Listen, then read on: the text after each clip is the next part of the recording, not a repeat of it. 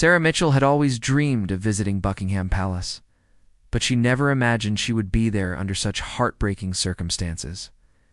The 28-year-old teacher from Manchester clutched her 7-year-old son Tommy's hand. As they approached the iconic gates on a cold November morning, Tommy had been battling leukemia for 2 years, and the doctors had given them news that no parent ever wants to hear. The little boy's biggest wish was simple, yet seemingly impossible. He wanted to meet a real royal guard and tell them about his toy soldier collection. Sarah had written letters, made phone calls, even started a small social media campaign, but official channels had led nowhere. Palace protocol was strict, and personal requests from the public were rarely accommodated as they stood among the crowd of tourists taking photos.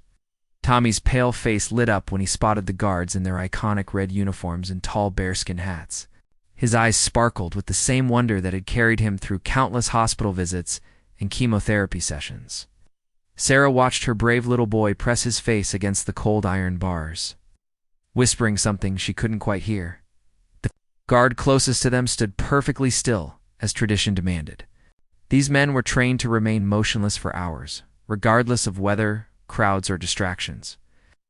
They were symbols of unwavering dedication and discipline, representatives of centuries of British military tradition. Nothing was supposed to break their concentration or composure during their duty, but something about the small boy seemed to catch the guard's attention. Maybe it was the way Tommy stood there, not taking photos like the other tourists, but simply watching with pure admiration. Or perhaps it was the quiet desperation in Sarah's eyes as she held her son close. Knowing these might be among their last precious moments together, the morning air was crisp, and the usual bustle of tourists created a backdrop of different languages and camera clicks. Sarah had brought Tommy here as part of what she privately called their memory tour, visiting all the places her son had dreamed of seeing. The palace was at the top of his list, not for the grandeur or the history, but for the guards who reminded him of his beloved toy soldiers. As they watched, Tommy suddenly stepped closer to the gate. He reached into a small backpack and pulled out something that made Sarah's heart skip a beat. It was his most treasured possession, a hand-painted toy soldier that looked remarkably similar to the guards. His grandfather had given it to him before he passed away, and Tommy had carried it through every hospital stay, every treatment, every frightening night. The crowd around them continued their chatter and photo-taking, oblivious to the quiet drama unfolding. Sarah wanted to pull Tommy back, worried that drawing attention might get them moved along by security. But her son had a determination that belied his small, weakened frame. He held up the toy soldier, showing it to the guard with a smile that could have melted the coldest heart. What happened next would change everything. Though none of them could have predicted the extraordinary chain of events that one simple gesture would set in motion, Sergeant James Henderson had been a royal guard for 8 years, and he had seen everything. Tourists who tried to make him laugh, protesters who shouted at him, children who waved enthusiastically. He had trained himself to remain unmoved by it all. His job was to protect the royal family and maintain the dignity of his position, not to interact with the public. But when he saw the little boy with the toy soldier, something stirred deep inside him. The child wasn't trying to get a reaction like most visitors. Instead, he seemed to understand the solemnity and importance of what James represented. The toy soldier in the boy's small hands was painted with incredible detail, and James could see the love and care that had gone into preserving it. Through his peripheral vision, James noticed the woman beside the boy. She wasn't taking photos or chatting with other tourists. Instead, she watched her son with a mixture of love and sadness that James recognized from his own military experience. He had seen that look before. It was the expression of someone treasuring every moment because they knew how precious and fleeting they were. The boy stepped even closer to the gate and did something that caught James completely off guard.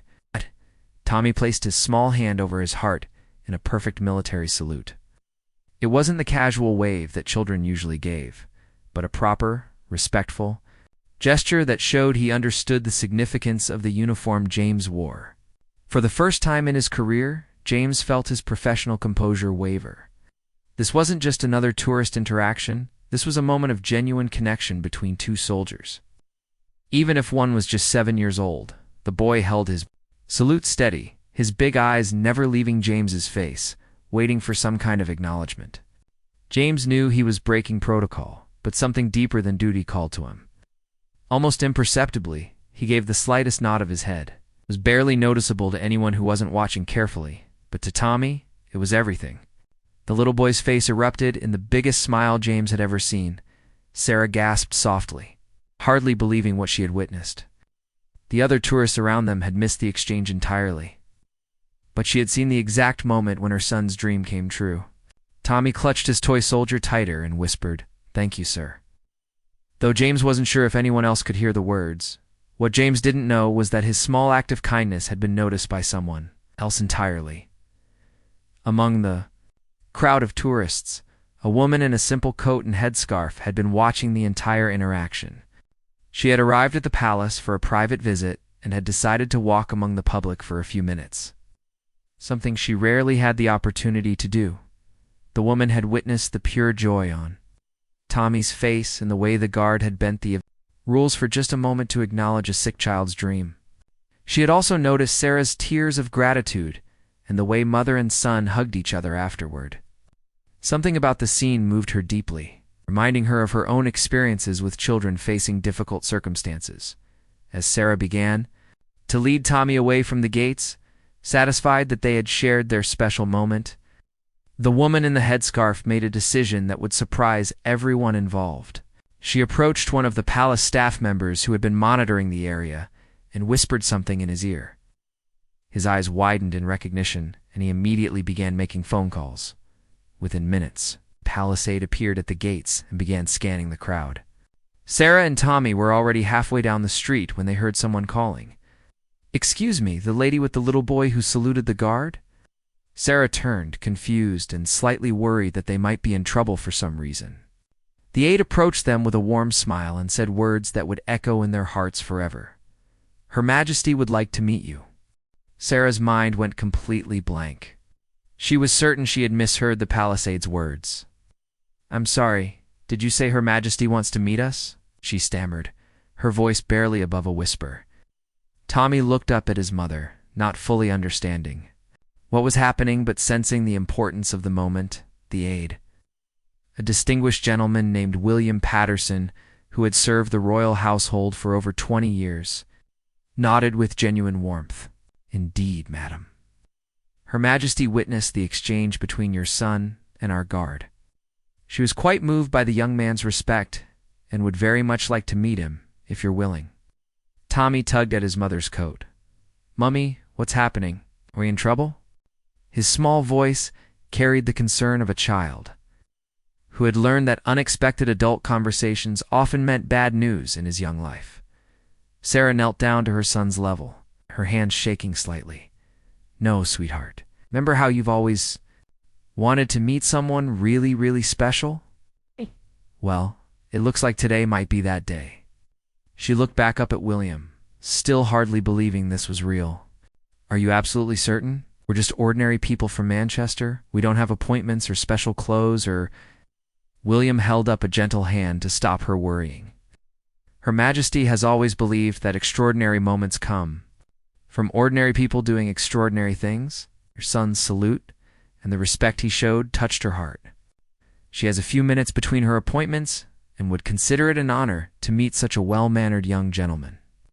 As they walked back toward the palace, Sarah's mind raced with 1,000 thoughts. She thought about all the letters. She had written all the official channels she had tried to navigate, and here they were being personally invited in because of a simple moment of connection. Tommy walked beside her, still clutching his toy soldier, completely unaware that he was about to experience something that would live in royal history. The palace corridors were even more magnificent than Sarah had imagined from photographs. Portraits of kings and queens gazed down from golden frames, and the carpet beneath their feet was so plush it seemed to absorb all sound. Tommy's eyes grew wider with each step, taking in every detail of the grandeur around them. They were led to a small but elegant sitting room that overlooked the palace gardens. "Her Majesty will join you shortly," William explained. "In the meantime, would the young man like some tea and biscuits?" Tommy nodded eagerly, The morning's excitement had made him hungry, and the prospect of royal biscuits was almost as thrilling as everything else. As they waited, Sarah tried to prepare Tommy for what was about to happen. But how do you explain to a 7-year-old that he's about to meet one of the most famous people in the world? Instead, she simply reminded him to be polite and to use his best manners. The same advice she would give before visiting his grandmother. The door opened quietly, and Sarah's breath caught in her throat. There, dressed in a simple but elegant blue dress with a pearl brooch, stood Her Majesty the Queen. What struck Sarah immediately was not the formality or grandeur she had expected, but the genuine warmth in the monarch's eyes as she looked at Tommy. "Good morning," the Queen said in her distinctive, gentle voice. "I understand we have a fellow soldier in our midst." She looked directly at Tommy, who had instinctively stood up straighter, though he seemed too amazed to speak. Tommy managed to find his voice, though it came out as barely more than a whisper. "Good morning, Your Majesty." Sarah had practiced this greeting with him during their walk through the corridors, but hearing him say it in this moment made her eyes fill with tears of pride. "I saw you saluting my guard outside," the Queen continued, taking a seat across from them. "That was very proper of you. May I see your soldier?" She gestured to the toy still clutched in Tommy's small hands. With trembling fingers, Tommy held out his most precious possession. The Queen took it carefully, examining it with the same serious attention she might give to a state document. "This is beautifully made," she observed. "He looks just like my guards, doesn't he? Has he been with you for long?" Tommy's shyness began to melt away as he saw the Queen's genuine interest in his toy soldier. "My grandpa gave him to me before he went to heaven," Tommy said with the honest simplicity that only children possess. "He told me that soldiers are brave and protect people, just like the doctors who take care of me." The Queen's expression softened even further. She had been briefed about Tommy's illness during the few minutes it took to arrange this meeting, and she understood the deeper meaning behind his words. "Your grandfather sounds like a very wise man," she replied. "And I can see that you're very brave too. The doctors tell me you've been quite the warrior yourself." Sarah watched in amazement as her son began to open up to the Queen.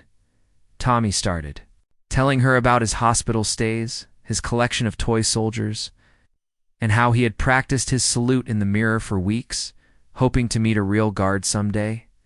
The Queen listened to every word with complete attention, asking questions and responding as if Tommy were the most important person she would meet all day.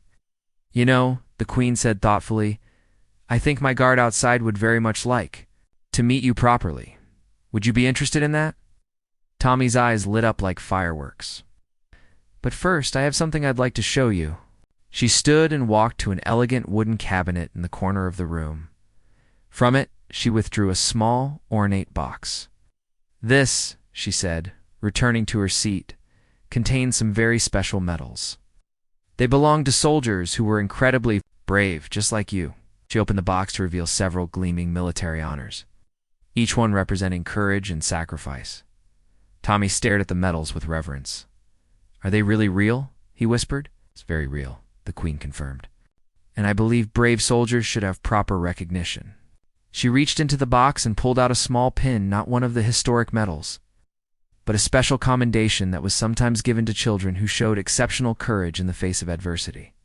"Thomas Mitchell," she said formally, "using his full name for your bravery in battle and your respect for those who serve, I would like to present you with this Courage Award."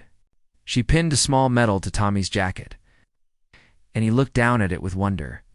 Sarah couldn't hold back her tears any longer. This was beyond anything she had ever dreamed possible for her son. The Queen noticed Sarah's emotion and spoke gently to her. "You've raised a remarkable young man. His courage reflects the love and strength you've given him." "I don't know how to thank you, Your Majesty," Sarah managed to say through her tears. "This means everything to us." "The pleasure's been entirely mine," the Queen replied sincerely, "but we're not quite finished yet. Tommy, would you like to meet Sergeant Henderson properly? He's the guard you saluted, and I believe he has something he'd like to share with you." As if on cue, the door opened and James Henderson entered, no longer in his ceremonial guard position, but still impressively tall in his red uniform. He had been quietly brought inside and briefed about the situation. When he saw Tommy, his stern soldier's face broke into a smile. "Private Tommy," he said with mock seriousness, "I hear you've been promoted." He gestured to the medal on Tommy's chest. "I also understand you have quite an impressive collection of soldiers yourself." Tommy nodded eagerly, his confidence growing. "With each moment, I have 12 of them, and I know all their different jobs." 12. James raised his eyebrows in impressed surprise. "That's a proper army. I think an army commander deserves to know some of our secrets." He knelt down to Tommy's level and began telling him about the guards' daily routines, their training, and the history behind their uniforms. The Queen watched this interaction with visible pleasure. In her decades of public service, she had learned that the most meaningful moments often happened away from cameras and formal ceremonies. This spontaneous meeting had become one of those rare, precious encounters that reminded her why she loved working with people, especially brave children who faced life's challenges with such dignity. After several more minutes of conversation, William Patterson appeared discreetly at the door, indicating that the Queen's next appointment was approaching. But before anyone moved to leave, the Queen had one final surprise that would create a memory none of them would ever forget. "Before you go," the Queen said, with a mysterious smile, "I have one more thing to show you, Tommy. Something very special that not many people get to see." She stood and walked toward the tall windows that overlooked the palace courtyard. "Sergeant Henderson, would you do the honors?" James nodded and spoke into a small radio device. Within moments, something extraordinary began to happen outside. Tommy pressed his face to the window, and his mouth fell open in amazement. Marching into the courtyard in perfect formation were 12 guards, exactly the same number as Tommy's. Toy soldier collection. "They're here for you, Tommy," the Queen explained. "I thought you might like to see them perform a special ceremony in your honor." The guards moved with precision and grace that took Tommy's breath away. They formed perfect lines, executed flawless turns, and moved as one unit with military precision that spoke of years of training and discipline. But what made this display truly magical was that it was happening just for one little boy who had shown respect and courage beyond his years. Sarah watched her son's face transform with pure joy and wonder. For months, Tommy had been the patient, the sick child, the one everyone worried about and felt sorry for. But here, in this moment, he was being celebrated as a hero, recognized for his bravery and strength. All the weight of hospital visits. And treatment seemed to lift from his small shoulders as he watched his real-life toy soldiers perform just for him. "Can I salute them back?" Tommy asked the Queen, his voice filled with excitement. "I think that would be perfectly appropriate," she replied warmly. Tommy straightened his shoulders, placed his hand over his heart, and gave the most perfect salute he had ever performed. In the courtyard below, all 12 guards returned his salute in perfect unison. It was a moment that seemed to suspend time itself, a connection between a brave little boy and the men who had dedicated their lives to service and protection. As the ceremony concluded, the Queen turned to Sarah. "I'd like to ask you something," she said quietly. "Would you be comfortable if we shared Tommy's story? Not in a way that invades your privacy, but his courage deserves to be recognized. Sometimes the world needs to hear about real heroes." Sarah looked at her son, who was still gazing out at the guards with stars in his eyes. If it might help other children going through what Tommy is facing, then yes, he would want that. The Queen nodded approvingly. "I thought he might. Brave souls usually want to help others find their courage too." As their incredible visit began to wind down, Tommy suddenly had a thought. He reached into his backpack and pulled out another small item, a hand-drawn picture he had made in the hospital. It showed stick figures of guards standing outside a palace with a small boy saluting them. At the bottom, in his careful 7-year-old handwriting, he had written, "Thank you for keeping everyone safe." "I made this for the guards," Tommy said, offering the drawing to Sergeant Henderson. "Could you share it with all of them?" James accepted. The picture with the same solemnity, he might show a military decoration. "Private Tommy, this will be posted in our barracks with honor. Every guard will see it and remember your visit." The Queen watched this exchange with visible emotion. Her long life of public service, she had met world leaders, celebrities, and dignitaries from every corner of the globe. But this meeting with a 7-year-old boy and his devoted mother would rank among the most meaningful encounters of her reign. As they prepared to leave, William Patterson approached with a beautifully wrapped package. A small gift from her Majesty's personal collection, he explained to Tommy. Something to remember your visit by. Tommy unwrapped it carefully to find an exquisite model of Buckingham Palace, complete with tiny guard figures positioned at the gates. But the most special detail was a small plaque at the base that read, "For Private Tommy Mitchell, a true soldier's heart." "Thank you so much," Tommy whispered, cradling his gift like the treasure it was. The Queen knelt down one final time to speak directly to Tommy. "You remember what we talked about today, young man? Being brave isn't about not being scared. It's about doing what's right, even when you are scared. You've shown me that you understand this perfectly." As they walked back through the magnificent corridors toward the palace entrance, none of them could have predicted how this story would touch hearts around the world and create a lasting legacy that would continue long after their footsteps had faded from the royal carpets. Within days of their palace visit, Tommy and Sarah's story began to spread in ways they never expected. The Queen had kept her word about sharing Tommy's courage with the world, but she had done so with such grace and respect that it honored rather than exploited their experience. A carefully crafted statement was released by the palace, highlighting the importance of recognizing bravery in all its forms and the inspiration that children like Tommy provide to everyone around them. The response was overwhelming. Letters began arriving from around the world, from other children fighting illnesses, from parents who found hope in Tommy's story, from veterans who respected his understanding of courage and sacrifice. What touched Sarah most were the letters from other families facing similar battles, telling her that Tommy's example had given their own children strength to face another day of treatment. Sergeant James Henderson found himself becoming something of a celebrity within the palace guard. His small act of kindness, that barely perceptible nod, had set in motion a chain of events that reminded everyone why they served. The guards' barracks displayed Tommy's hand-drawn picture prominently, and it became a source of inspiration for new recruits who learned about the little boy who understood the true meaning of their duty. Tommy's health journey continued with its ups and downs, but something fundamental had changed. The confidence and joy from his palace visit seemed to strengthen his spirit in fighting his illness. His doctors noticed a renewed determination in their young patient. While they remained cautiously optimistic about his prognosis, they couldn't deny the positive impact of that extraordinary day. The model palace that the Queen had given Tommy became the centerpiece of his hospital room. Other young patients would come to admire it, and Tommy would tell them the story of his visit, always emphasizing that the guards and the Queen had taught him that everyone has their own kind of bravery. His room became a gathering place for hope and courage. 6 months later, Sarah received an unexpected phone call. Tommy's story had inspired the creation of a new program called Little Heroes, designed to honor children who showed exceptional courage in facing life's challenges. The program would provide special experiences and recognition for brave young people, and Tommy had been chosen as its first ambassador. The initiative grew beyond anyone's expectations. Children's hospitals across the country began nominating their own little heroes. Military units adopted young patients as honorary members.